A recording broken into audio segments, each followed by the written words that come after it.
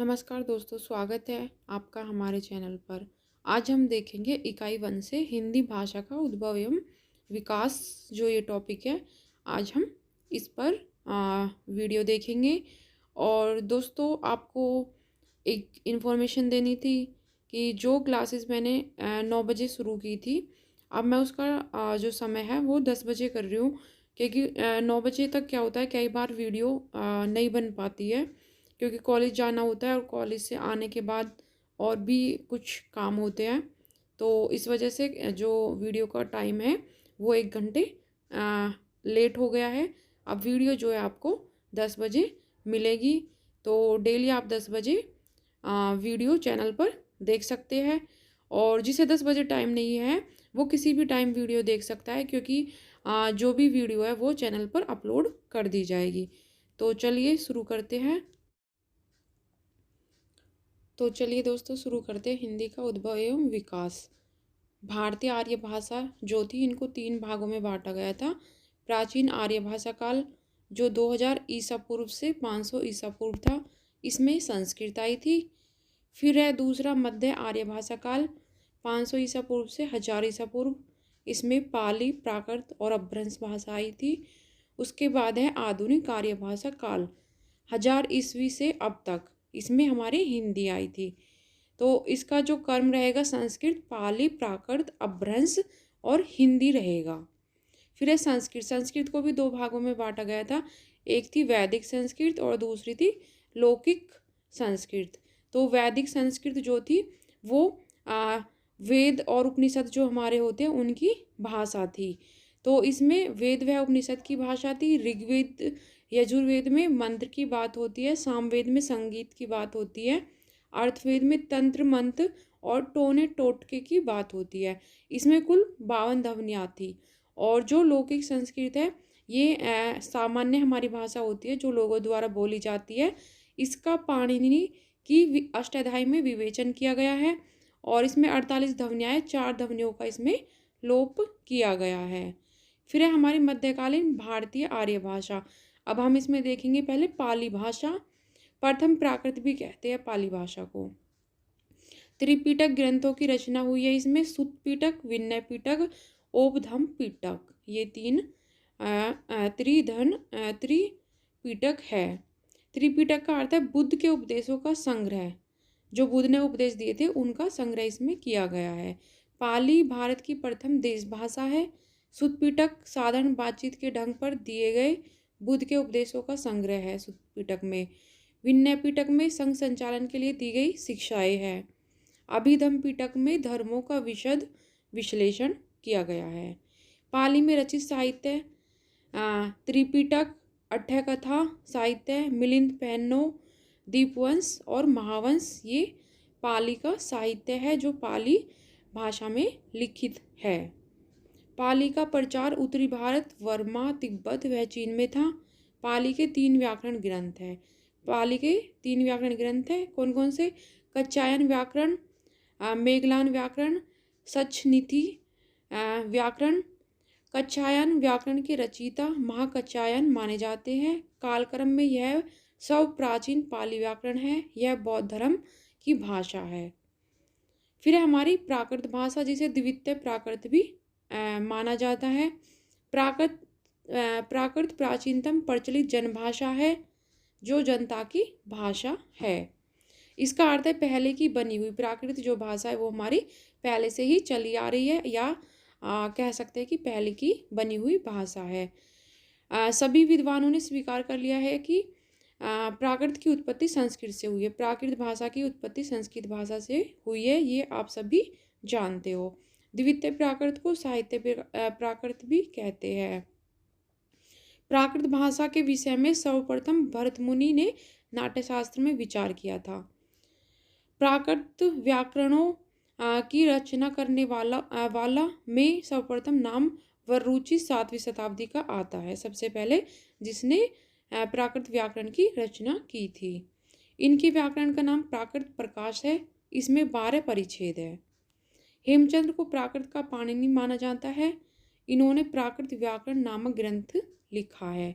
जैन धर्मावलंबियों की भाषा है और रासक शब्द का प्रयोग है। यहाँ पे दोस्तों ये सा लिखा हुआ है तो ये रा है, रा, सा की जगह रा है, रास और रासक शब्द का इसमें प्रयोग किया गया है। फिर है हमारी अपभ्रंश भाषा जिसे तृतीय प्राकृत बोला जाता है। यह मध्यकालीन भारतीय आर्य भाषा और आधुनिक भारतीय आर्य भाषा के बीच की कड़ी है, इसलिए विद्वानों ने इसे संधिकालीन भाषा भी कहा है। अपभ्रंश के सबसे प्राचीन उदाहरण भरत मुनि के नाट्यशास्त्र में मिलते हैं, जिसमें अपभ्रंश को विभक्त कहा गया है। आचार्य किशोरीदास वाजपेयी ने अपभ्रंश को ना भाषा कहा है। अपभ्रंश के 3 मुख्य कवि है। स्वयंभू जो है इनको अपभ्रंश का वाल्मीकि माना जाता है और ये अपभ्रंश भाषा के पहले कवि है। 7वीं 8वीं सदी, पुष्पदंत 9वीं सदी और धनपाल। अवहट अपभ्रंश का ही परिवर्तित रूप है। इस शब्द का सर्वप्रथम प्रयोग ज्योतिश्वर ठाकुर ने वन रत्नाकर में किया था। अब है हमारी आधुनिक भारतीय आर्य भाषा। आधुनिक भारतीय आर्य भाषाओं का विकास अपभ्रंश से हुआ है। इनका सर्वप्रथम वर्गीकरण डॉक्टर A.F.R. हार्नले ने सन 1800 ईस्वी में किया था। वर्गीकरण काल क्रमानुसार doctor A.F.R. Hoernle, doctor George Grecian, doctor Sunit Kumar Chatterjee, doctor Dhirendra Verma, Bholanath Tiwari, doctor Hardev Bihari, ये इनका क्रम है। अब है प्रमुख आधुनिक भारतीय आर्य भाषाओं की विशेषताएं। अब इन जो हमारी आधुनिक आर्य भाषाएं है इनकी क्या क्या विशेषताएं अब हम ये देखेंगे। सिंधी की लिपि लहंडा है, किंतु यह गुरुमुखी तथा फारसी लिपि में भी लिखी जाती है। लहंदा शब्दगत अर्थ है पश्चिमी। लहंदा के अन्य नाम पश्चिमी पंजाबी, हिंदवी, जटकी, मुल्तानी, चिबाली, पोटवारी आदि है। लहंदा की लिपि लैंडा लिपि है।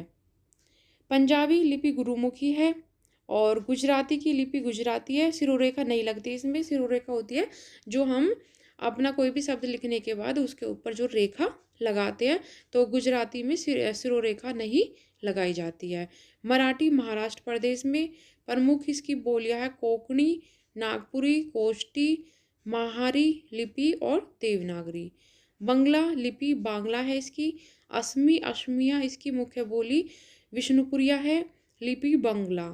उड़िया लिपि ब्राह्मी की उत्तर शैली से विकसित लिपि है।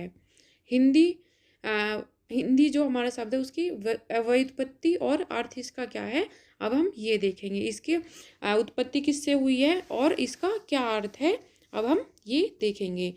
भाषा के अर्थ में हिंदी का प्रयोग फारस और अरब से होता है। वर्तमान में हिंदी शब्द मुख्य निम्न अर्थों में प्रयुक्त हो रहा है।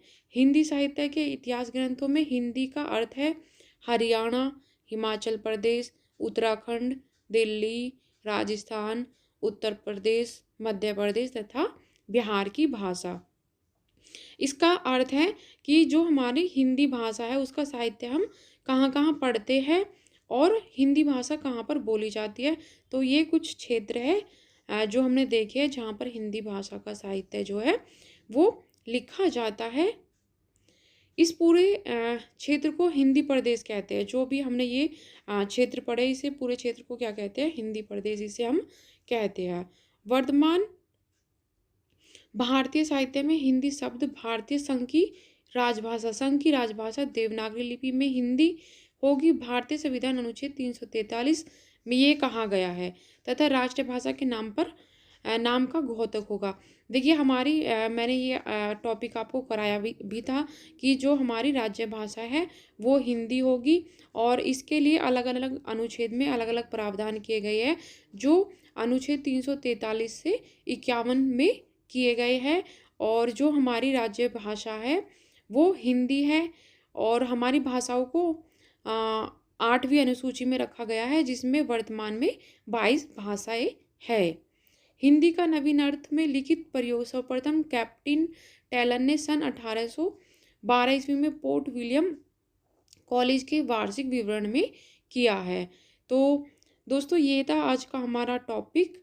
तो उम्मीद करती हूँ आप सभी को ये समझ आएगा और वीडियो आपको पसंद आएगी।